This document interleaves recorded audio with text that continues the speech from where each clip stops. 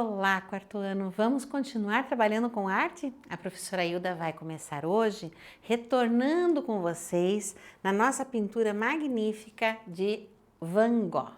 Então lembram que nós estávamos falando sobre tempestades, as representações da chuva.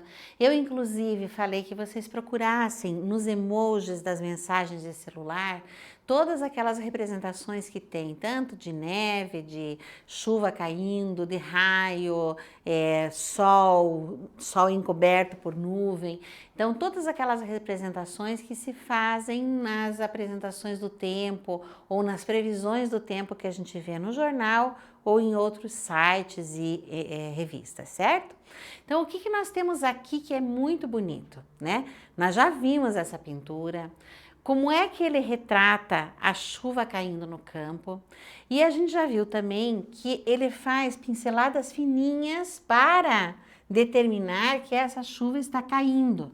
Senão, como é que nós enxergaríamos esse retrato? Então, ele retrata o campo, aqui tem uma pessoa agachadinha, creio eu, ser uma pessoa ou é uma moita, enfim. Mas eu acredito que seja uma pessoa agachada, sim. Nós vemos aqui o verde, tá? Mais ali embaixo, como se fosse uma floresta sem plantação. Mas aqui nós vemos, tá? Nós vemos a chuva caindo. Vejam que ele usa um recurso, pessoal, de pincelar em riscos, tá? Agora vejam um detalhe, o céu da chuva, ele é um céu cinzento, não é um céu azul, ele é um céu cinzento. Então, como é que ele representa os risquinhos? Com que cor ele representa os risquinhos no branco? Ele utiliza a cor preta. Porém, quando essa chuva vai caindo e passa na frente do tom verde, se ele fizesse o risco preto, com certeza não apareceria. Então, façam essa experiência para vocês verem que em cima do verde, vocês vão precisar passar uma tinta ou um lápis de cor branco, porque o branco vai realçar no fundo escuro e o preto ou cinza vai realçar no fundo branco. Então a gente precisa prestar atenção que recurso que o pintor utiliza para representar a chuva, tá bom?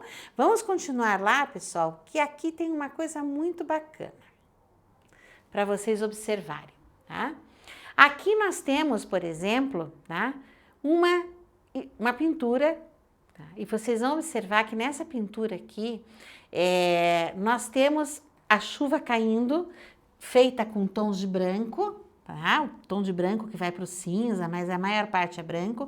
O fundo é muito escuro, é um azul escuro. Na opinião de vocês, quero que vocês observem bem, essa chuva que cai, ela cai durante o dia ou ela cai durante a noite? Prestem atenção, vamos tentando responder essas perguntas. O que nós observamos aqui na chuva? Nós conseguimos ver que existe uma figura humana aqui, mas nós não conseguimos ver bem de perto as expressões dessa figura humana, porque aqui nós temos a representação de uma silhueta.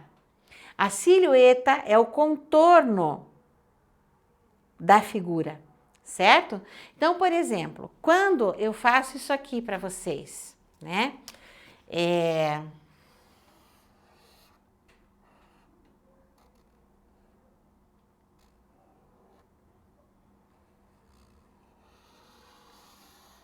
O que vocês estão vendo aqui?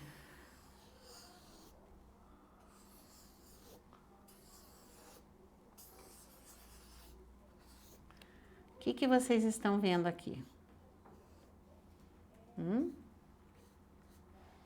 Poderíamos dizer, desculpa o desenho da prof, tá? Não é ela essas coisas. Mas poderíamos dizer que essa pessoa aqui, ela está de perfil. Que o perfil é esse lado aqui, tá? E quando a gente vai ilustrar ou fazer uma silhueta, o que acontece com a silhueta? O corpo, ou o restante do desenho, nós não enxergamos os detalhes. O que nós vamos enxergar? Apenas o contorno. Isso é a silhueta, tá? E qual é a ideia da silhueta? O pintor compõe as silhuetas, tá? Percebendo a chuva por meio do claro e o escuro.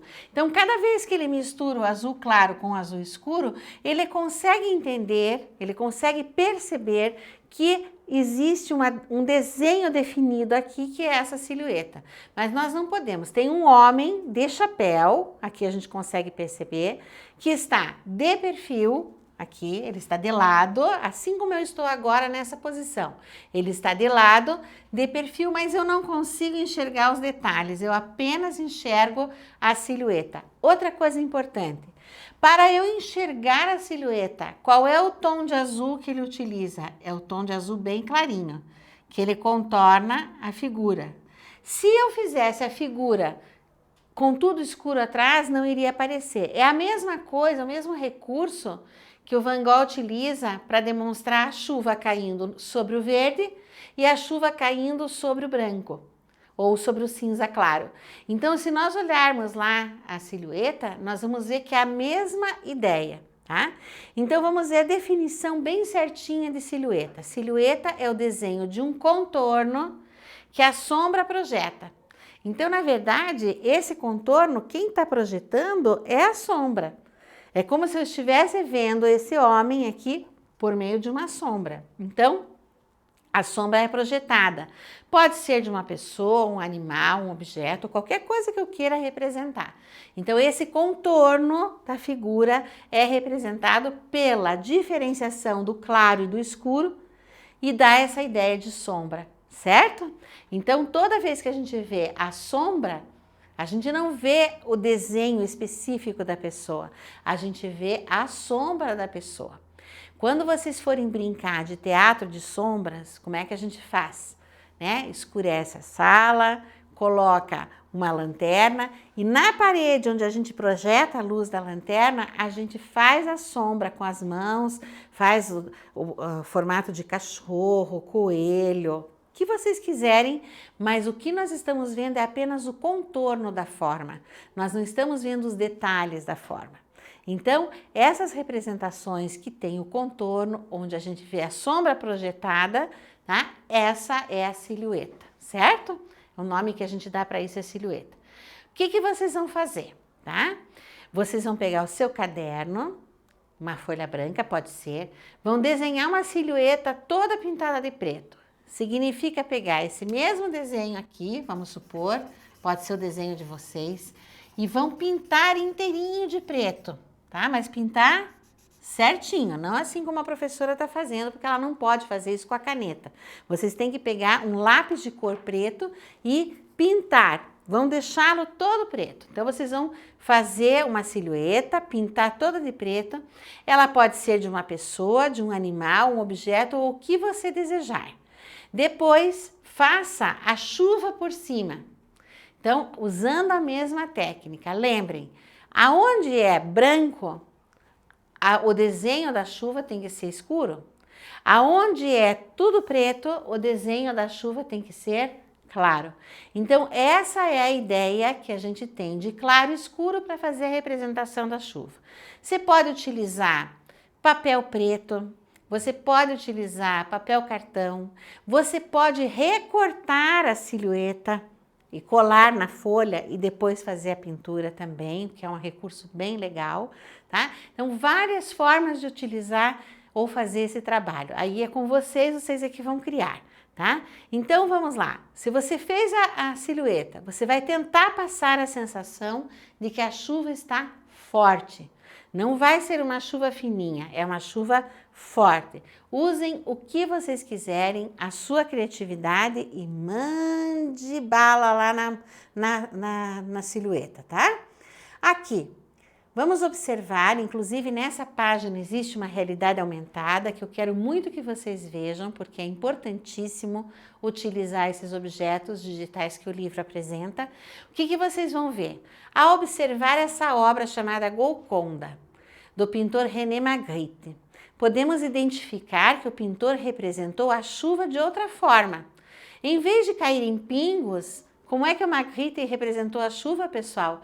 Ele representou uma chuva de homens, com capa, mala, né? Todos de preto e eles têm chapéu.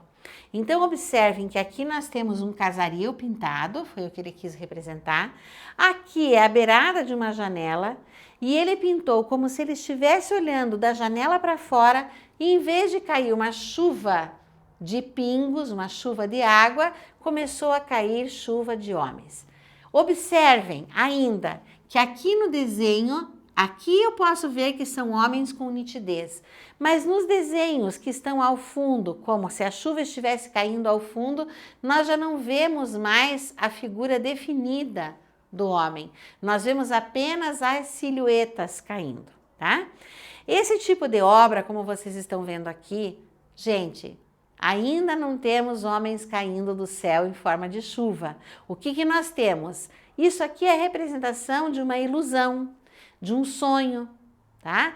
Quando os artistas, na época que eles pintavam as ilusões, os sonhos, esse movimento artístico chama-se surrealista. Então vamos escrever aqui para a gente não esquecer mais, ó. Surrealismo.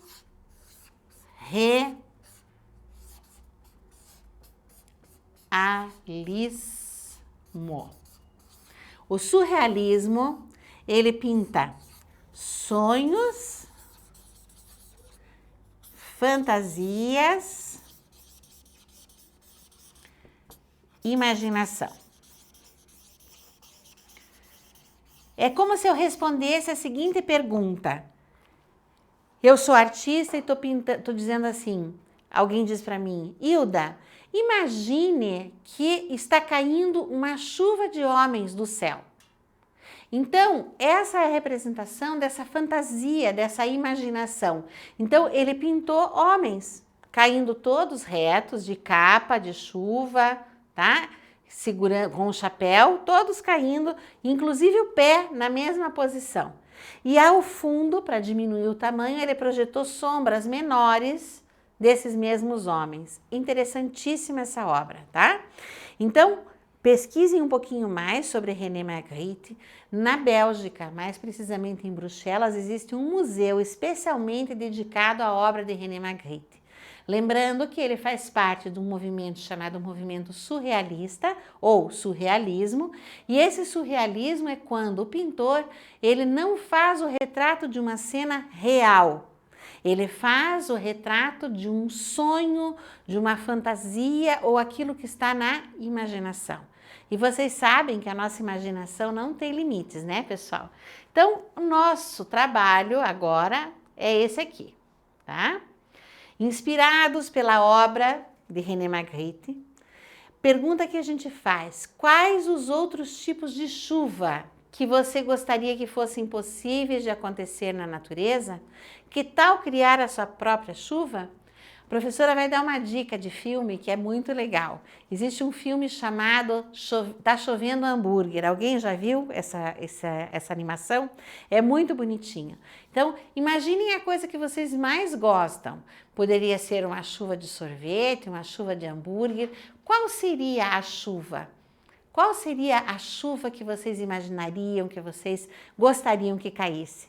Então, vocês vão imaginar e vão, inspirados pela obra do René Magritte, construir um desenho, uma pintura, pode ser com lápis de cor, pode ser com tinta, como vocês quiserem, para representar esse sonho de vocês. Então, pessoal, pensem que as obras de arte, elas têm uma intenção, tá? Elas precisam passar o que o pintor, o que ele está sentindo, o que ele quer dizer com aquela obra. Ele não usa palavras, mas ele usa imagens, tá? Ele usa desenhos, ele usa pinturas, retratos, fotos. Quais são as artes visuais que o artista utiliza para representar uma ideia que ele tem, ou um sonho, uma fantasia? Então, fica o meu beijo, meu abraço e até nosso próximo encontro. Mãos na massa, hein, pessoal?